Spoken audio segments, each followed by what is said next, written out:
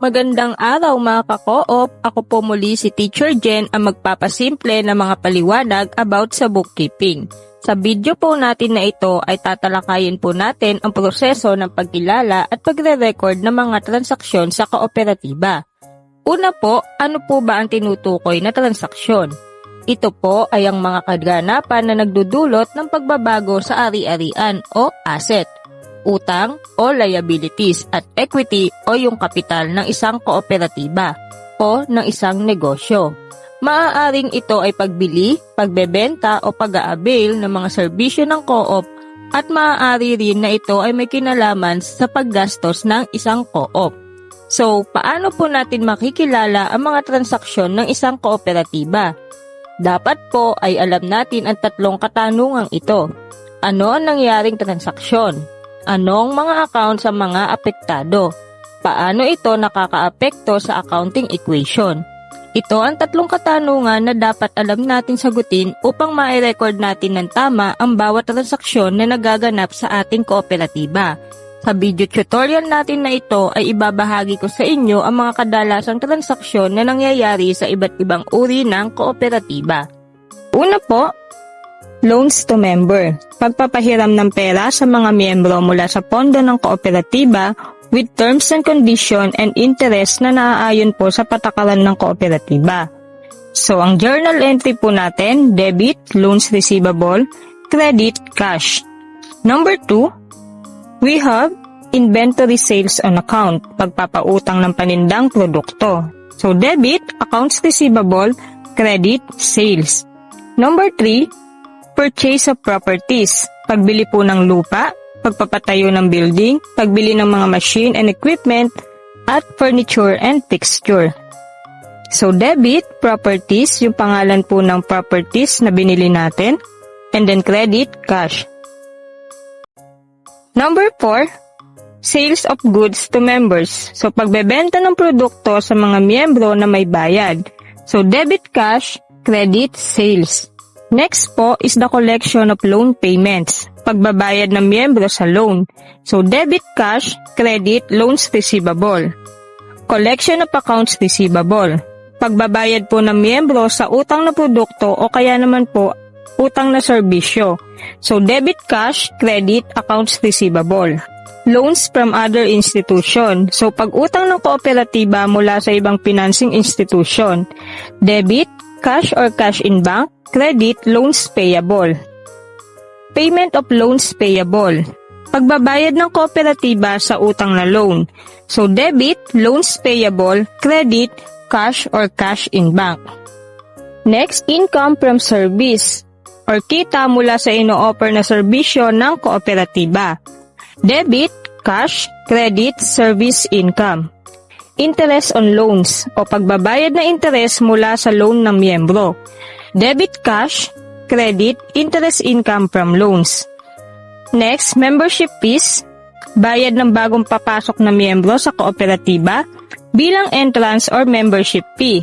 Kadalasan, requirements to sa pag-join sa isang co-op. So, tinuturing din po ito bilang isang income ng kooperatiba.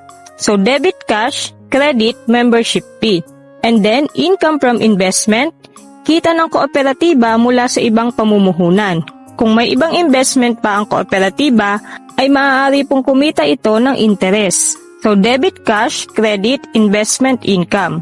Next, capital contribution, bayad sa shares sa kooperatiba. Ito ang kapital na ginagamit sa operasyon at pagpapalago sa kooperatiba. So, debit cash, credit, share capital.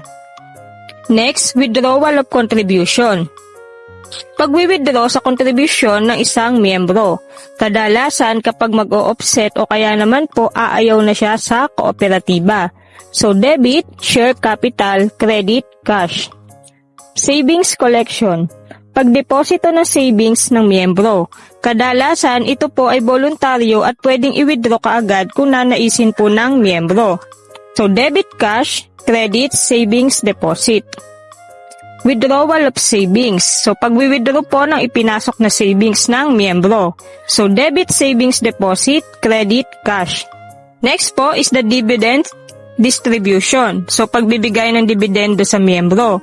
Sa pagtatapos po ng taon, ang isang bahagi po ng kita ng kooperatiba ay inilalaan bilang dividend sa mga miyembro o interest para sa kanilang capital contribution. So debit net surplus, credit interest on share capital payable. Then next, payment of dividends. Pamamahagi po ng dividendo kapag bayad na. So debit, interest on share capital payable, credit, cash. So note po, ang ibang miyembro po ay mas pinipiling idagdag na lamang ang kanilang dividendo sa kanilang capital share. So ganito po ang entry kapag ganon. Debit, interest on share capital payable, credit, share capital.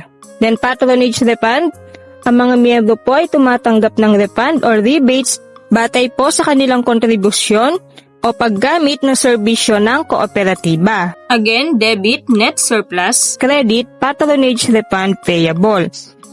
Payment of patronage refund, pagbabayad sa refund ng mga miyembro. So debit, patronage refund payable, credit, cash. Allocation of statutory funds. So kadalasan 30% po ng net income ay ina-allocate para sa statutory fund o pondo para po sa mga future projects ng kooperatiba. So debit net surplus, credit, general reserve fund, 10% po yung percentage ng allocation para sa kanya, and then education and training fund para po sa local 5%, and then due to union federation 5%, and then optional fund 7%, and community development fund 3%. So kung net loss po ang ating net surplus, ito po ay ibabawas sa general reserve fund. So ang magiging entry po natin, debit, general reserve fund, and then credit, net loss. Payment of operating expense. So pagbabayad ng gastusin ng kooperatiba tulad ng kuryente, tubig, sweldo at iba pang gastos sa operasyon. So debit, expenses account. So yung name po ng expenses, halimbawa tubig at kuryente, utilities expense, and then credit, cash. Purchase of supplies for resale. So pagbili po ng produktong ibebenta ng kooperatiba. So debit, merchandise inventory o kaya naman purchase, credit, cash o kaya naman po kapag utang sa supplier, accounts payable. So ito po yung mga transaksyon na madalas nagaganap sa isang kooperatiba. Sana naging malinaw sa inyo kung paano po nire-record ang mga transaksyong ito. Our next topic is about posting of journal transactions and setting up books of account. Ito po ang iba't ibang uri ng libro na ginagamit sa bookkeeping ng kooperatiba upang pagtalaan ng mga transaksyon para po mas mapadali ang pagsubaybay sa mga nangyayaring transaksyon. At gayon din, upang maging maayos ang ating pagtatala sa pamamagitan po ng paghihiwalay ng libro o journal na ginagamit po para sa cash inflows, cash outflows, at mga ledgers. So narito po ang iba't ibang uri ng journals at ledgers. Una po ay ang cash receipt books or CRB. Libro po na ginagamit upang talaan ng mga pumapasok na pera sa isang co-op. Ang nire-record po dito ay mula sa mga official receipt. Karaniwang makikita po rito ay ang mga income ng isang kooperatiba. Pangalawa po ay yung tinatawag po nating cash disbursement books or CDB. Talaan naman po ng mga expenses o lumabas na pera sa isang co-op. Ang mga transaksyong itinatala po rito ay ang galing po sa vouchers o resibo ng mga pinagkagastusan ng kooperatiba. Pangatlo po ay yung tinatawag nating general journals or book of original entry. So talaan naman po ito ng mga transaksyong walang resibo. So kadalasan po nating makikita rito ay ang mga adjusting entries. Pang-apat po ay ang general ledgers. Isa po sa pangunahing aklat sa accounting. Ang nilalaman naman po nito ay ang mga detalyadong impormasyon ng bawat account at sistematikong pagre-record ng lahat po ng financial transactions. So makikita po rito ang lahat po ng account na nakarecord sa general journals, cash receipt books, cash disbursement books, sales journal at purchase journal. So panglima po yung tinatawag nating sales journal. Ito naman po yung talaan ng mga utang na benta o sales on credit. Next po ay yung tinatawag po natin na purchase journal. Talaan naman po ng mga pinamiling produkto ngunit hindi pa nababayaran sa mismong araw kung kailan po ito pinurchase o binili. So in short po, purchase on account. So next, we have cash book or yung libro po na ginagamit ng treasurer. So talaan naman po ito ng cash on hand or cash in bank na pumasok po at lumabas mula sa co-op. Next po ay yung ating loan ledgers. So ito naman po ay talaan ng history ng loan ng mga miyembro.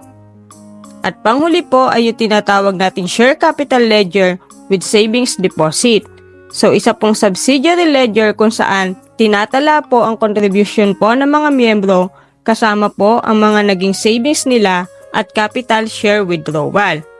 So ito po yung mga pangunahing libro na ginagamit ng mga kooperatiba. Sa susunod po nating video tutorial ay tuturuan ko naman po kayo kung paano po ang tamang pagre-record gamit po ang mga librong ito. Muli po, maraming salamat sa inyong panonood at patuloy nyo pang subaybayan ang ating mga tutorials na siya pong makakatulong para po mapaunlad pa ang inyong skill sa pagbo-bookkeeping. So see you on my next video mga ka-co-op. Bye!